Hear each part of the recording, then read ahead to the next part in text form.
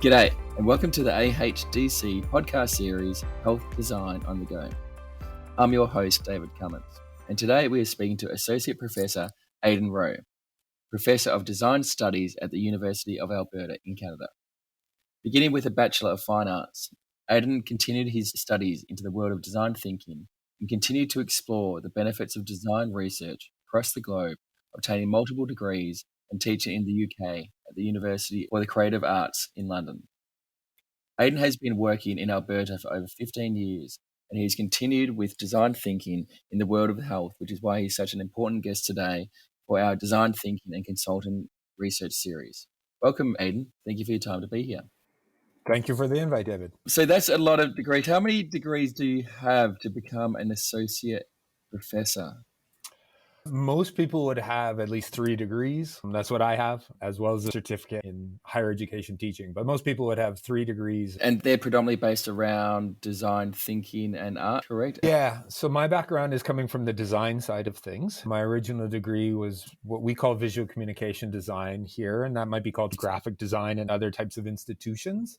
And then after that, 2 research degrees that broadened that out, but always situated within design and always situated kind of within a human-centered approach. And for those who aren't 100% familiar in design thinking, can you just briefly explain what design thinking is and how it can benefit pretty much any problem in the world? That's a big ask, Dave. Design, and this changes and works from it. It's after somebody named Herbert Simon, is the idea of understanding our situation as it is now and seeing a change, seeing some improvement within there, and then figuring out how to get there. How do we get from here to there? So that might be really small. That could be a very small, very focused sort of problem or issue to sort of address. But as we know as well, that might be really massive, what's often called a wicked problem. How do we apply design to that in the human-centered approach is broadly what my research looks at. Design thinking's been around in Australia for a little bit, but certainly not as long as Canada, it seems. And we're always taught with design thinking, 90% problem, 10% solution. And I still find today, especially those that have not actually undertaken design thinking training, they always try to go to solution mode, thinking what their experience or their ego or their peers might think is the best solution. But if you actually do take that extra time to understand the problem and have empathy and non-judgment and really do the research, the outcomes are generally pretty phenomenal. What do you think about the idea of a solution-based answer as opposed to a design thinking understanding of the problem? I was just working on a paper that speaks kind of exactly to that. You hit numerous really big things there. Historically, we think of design, and even designers do, there's a really nice, attractive things that are impressive in some sort of way, whether that's graphic design, furniture design, fashion design, all these sorts of areas. And as you said, this idea of actually the investment in understanding the problem or the situation to actually form how it moves forward. And even with my students, there's often the use of the word solution. And I think even that's a problematic word in the fact that if anything, there's maybe solutions, a variety of these things. But we also know, generally standing back, that, anything that we're going to put forth as a design response to something, but Lord knows it seems a lot of things that we create to solve something create many more problems or many more issues through there. But I think that idea, as you said, that full weighting upon understanding the problem, and that understanding often really also only comes through conversation with people and working with the actual sort of people who are involved in here.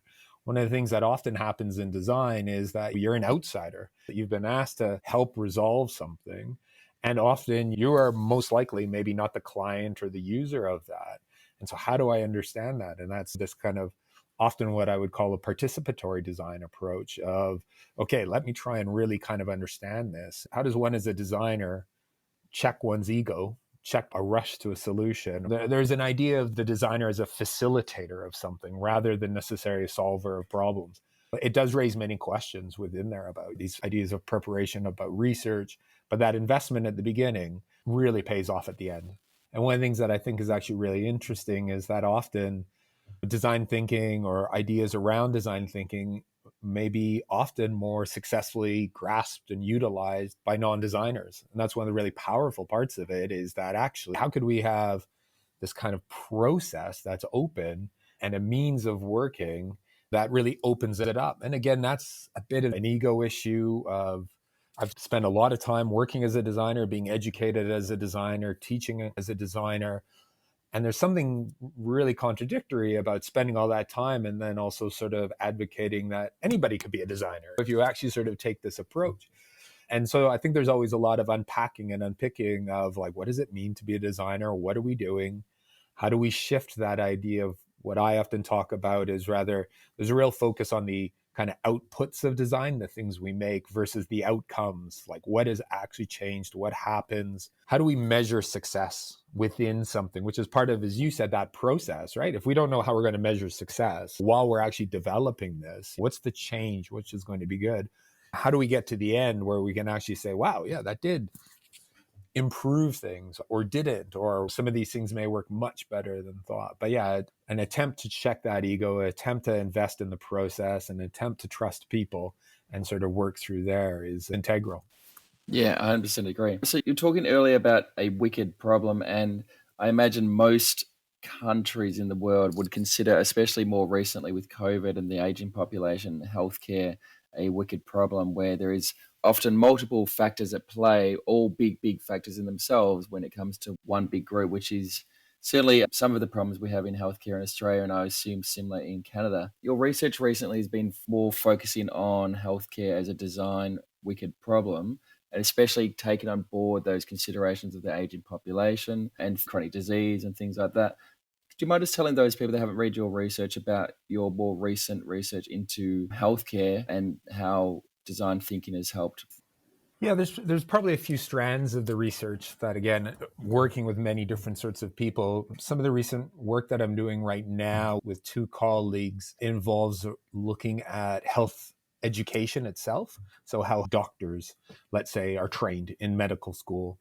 So I've done work with them on how you might apply design in that space. How might there be a design thinking process, and how might this, as a provider of healthcare, how might that allow us to reframe how we think healthcare works, how we might respond to there. So I teach in a variety of different contexts within there in healthcare. So that's one sort of direct way. A paper published this week starts to look at the environment, what we call the emergency room or the A&E in, let's say, England, how the design of that space itself may facilitate and or hinder healthcare processes, and trying to look very broadly at those healthcare processes as well. We often really think of the healthcare process, let's say in the emergency room, really only be I'm a patient and I need help.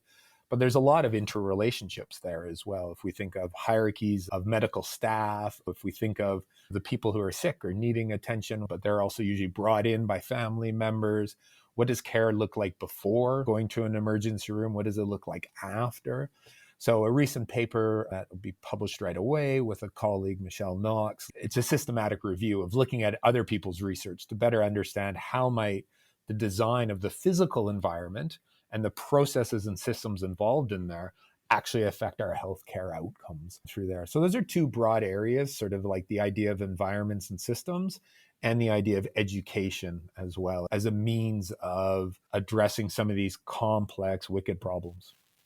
And you said that research is about to come out, correct? Because I haven't seen. Yeah, it was just accepted this weekend. So that's. Oh, congratulations. Yeah, so that'll be a paper that's in a journal called Herd, and that should be coming out right away. And that's, as I said, it's a systematic review on existing work around the emergency department and the relationship with design. So hopefully that's out right away. Yeah, perfect. I look forward to that. So what were your findings necessarily with that one? Because the ED in itself, that's even more complex than the actual health system itself, depending on the ED. It's actually really difficult to think of a more complex environment. We're sort of looking at it, the kind of most challenging place. When I describe that environment to everyone, first off, it's an environment that almost all of us will encounter at some point. Unfortunately, no matter what, whether you are as a patient or whether you are helping somebody through that sort of process, it's pervasive in that first instance. Everybody will encounter it. Maybe another large factor from it is that there isn't a lot of published research in this area already. It's an area that has either been neglected or hasn't necessarily been considered. Usually design is really almost only considered at two very specific moments, especially within kind of the built environment there. Either the initial idea of like, we're going to build this hospital, and then after that, very small, minute design considerations. It was really interesting in the fact that there actually wasn't a lot of research. We really, and again, we're looking at English language, we're looking at publicly accessible documents, these sorts of things. But we really only looked at just over 30 articles that we were able to track that really looked at emergency departments or emergency rooms and design in these sorts of ways. But these identified issues around overcrowding, wait times, privacy and communication, the things you would expect in many sorts of ways.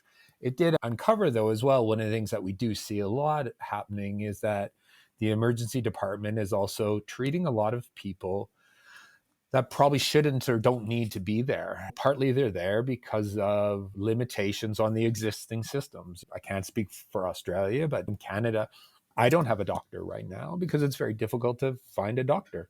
Through there, fortunately, I'm healthy and youngish enough, but that's a very common issue. And if you don't have a doctor, if you don't have regular medical advice within there, and if you also maybe do not have the resources that many people do have, whether financial or access to information or the ability to understand that information, the emergency department becomes a port of call often through there, which then obviously makes it a much more challenging sort of space. And as you talked about, COVID, aging populations, there's a variety of really, really challenging situations. Yeah, I look forward to reading that. Yeah, other research, I'm pretty sure it came out about 2020, so I wasn't too sure if it included COVID or not, but it was all about rethinking health through design, about medication, aging population, and actually the healthcare system as a whole. For those of you that haven't read that research, you might just talk about that research piece in itself, and then the lead into that question is about more COVID. So I assume at that point in time, COVID wasn't really an issue for that research. It was Yeah. before that, which is an interesting point to think about it, as you say, where that's obviously shifted almost anything that we would think about there. That was a co-authored piece with my colleagues Gillian Harvey and Michelle Knox. And that was a piece where health design has been a focus of this design studies department at this university for decades. But this was a piece where three of us came together with sort of three different streams of research that explored the intersections of design and health, and wanted to write about that almost both to give it some context, but also to give some case studies examples and to try and situate it, creating an article that was hopefully of interest and valuable to both the design side and on the healthcare side. So there's three streams within there. The first stream is some of the work that I've done around education, which I talked about a little earlier. So I documented some work on, in this instance, was offering a summer term course, so in between the normal semesters at our university, that brought together design students and healthcare students. So students studying for medicine, physiotherapy, nursing, and they worked in teams together with design students to tackle health design issues, usually at the social and community sorts of levels. My colleague Gillian Harvey does a lot of work around information design and work around urgent care design. And so she does a lot of work around information design around urgent situations. The specific information in there is around her work around naloxone for people who overdose on drugs. Naloxone is a drug that is administered to alleviate that. But what is interesting about that situation is that often, while it can be administered in a hospital or in a medical situation, often it's administered in non-medical situations. So if you go to a bar, if you go to a club, if you go to a fraternity house, they will have naloxone kits. Universities will. What that often means then is the person who is then injecting that has no medical training, is not a doctor, is not a healthcare practitioner. And so once again, that seems to me one of the most stressful, craziest times of your life.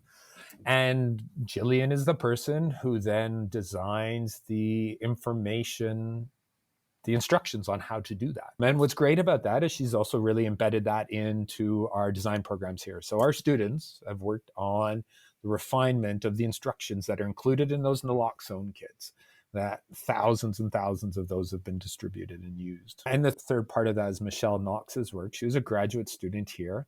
And she does work around what's called MAID here, medically, for people who are looking for ethical choice in ending their own life. If they, let's say, have terminal diseases, if they know that they would be much more at peace in making those choices.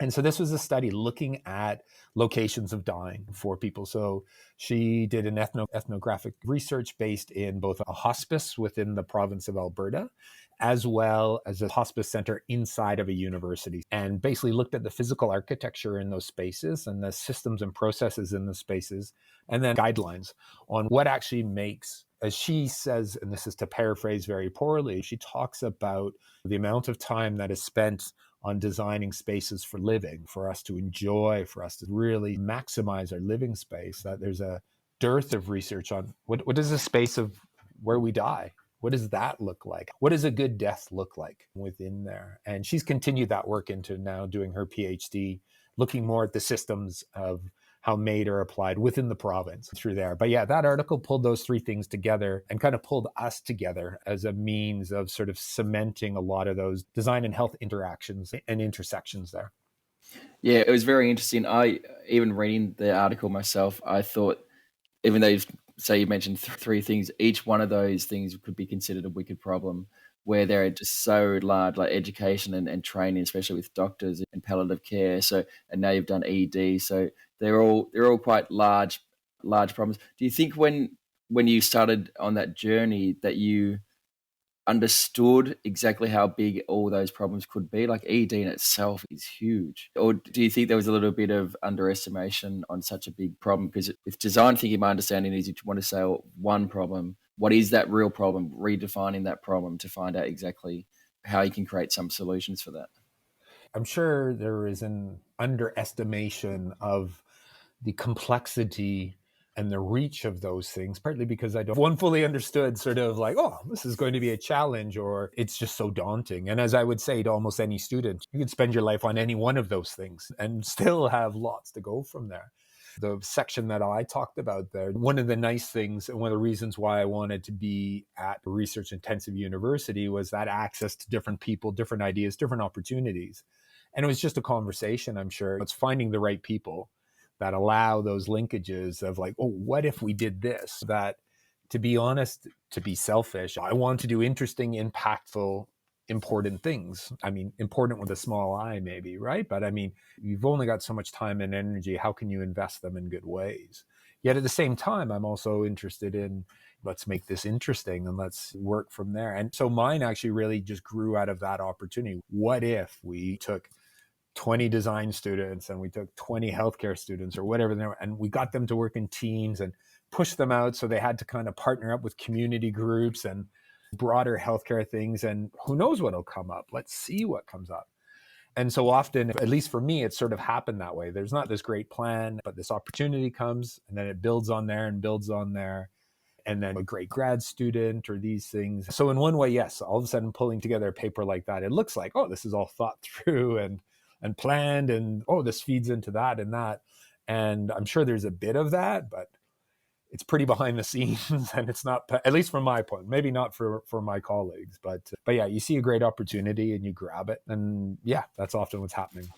Yeah, I always say with our design thinking, again, I love the actual process. I love the actual not knowing what the answer is. The answer is actually the easy part at the end. It's literally almost a checklist. Like, we can do this if we've got this much money. But getting to that problem is actually the real magic. And that problem solving is something that I think we can improve on, because there's not as many people focusing on healthcare as a wicked problem, and through design thinking it's very much still solution based answers as opposed to understanding what the problem is, because so many people have been in the industry for so long, they think they understand the problem and they're pretty bloody close. But I think the benefit of having someone who doesn't understand the problem, doesn't understand the industry, coming in with independent eyes and eager eyes of students, that actually does create a level of complexity that a lot of people hadn't seen before. Yeah, I would like to think that's one of those opportunities, right? Of coming in and asking stupid questions, asking those things. And I think, to be honest, much of my educational approach is around that in many ways. Often I'm, as I mentioned, I think earlier, I do a lot of work with students, taking them to other locations or taking them, and that might even just be local. Much of our ethos here is really getting out of the studio space. We have beautiful design studios and students can work in there. But to be honest, and this is one of my critiques often of design education, is often it's built around, as I would say, sort of diluted ideas of what a design brief would be done in a studio setting, set between 3 hours with my requirements at the end. And in a weird way, I'm kind of judge, jury, and executioner. And that's actually really, at least for me, it's actually really easy, right? Like I know, okay, here's the brief we're going to do. We're going to work on this. And I'm pretty sure I'm going to get 20 responses that look all like this. But just as you said, there's a pretty big frisson of excitement. And if we go outside and I'm like, actually, we're going to work with this community group on this issue. And I don't really know how this is going to go. I know we're going to do something great out of it. I know we're going to get to a point where we're feeling pretty good and we're going to satisfy our learning requirements. But a certain amount of that is, as you said, like when we're starting this, I don't know if it's a design system or a great successful design process. If I'm going in day one and I don't know what it's going to look like on the last day, like whatever that thing is, unless I'm really awesome or unless I'm not really doing much, versus that idea of, okay, like let's really work on trying to understand the situation, the relationships, the problem, with all the participants involved. And then we could start to see where this is going to go. And I'm going to trust that system. And for good or bad, trust enough of my experience or one's experience, we're going to get somewhere. And that's a lot more complicated, but it's a lot more exciting. It's a lot more real. It's a lot more impactful, I think, than just prepackaged kind of learning opportunities through there. Yeah, I totally agree. Now, I look forward to your new article coming out, but is there any more research coming out from the University of Alberta in reference to health, or what do you think your next big problem you are set to try and solve? Well, maybe two things. My colleagues from the one paper that you had referenced within there, the Rethinking Health Through Design, we launched the Design Health Research Innovation Lab earlier this year. And that is meant to be a location that, and we're just building that up right now for everything from those publications to projects that we've worked on through there. So that's kind of ticking off this year.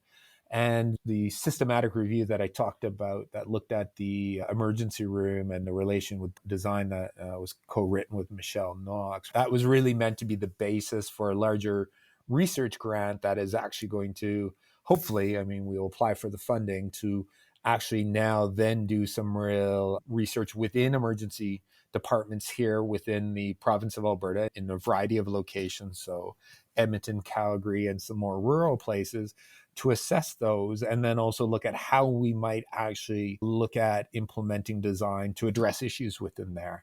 And more importantly, to try and do that obviously in the individual space, but also in a real way of hopefully looking at establishing some guidelines of how we might look at applying that at numerous other locations. So using that work as the baseline for a large research application later this year, and further collaborating with different emergency departments locally. We have a hospital here at the university, but also then throughout the province as well. Yeah, no, that sounds, it will keep you very, very busy. Yes. Thank you so much for your time. It's been a pleasure to talk to you. Wonderful. Thank you for the time. Thank you for the interest in the conversation. Cool. Thank you for your time, Associate Professor Aiden Rowe. You have been listening to the Australian Health Design Council podcast series, Health Design on the Go. If you would like to learn more about the AHDC, please connect with us on our website or LinkedIn. Thank you for listening.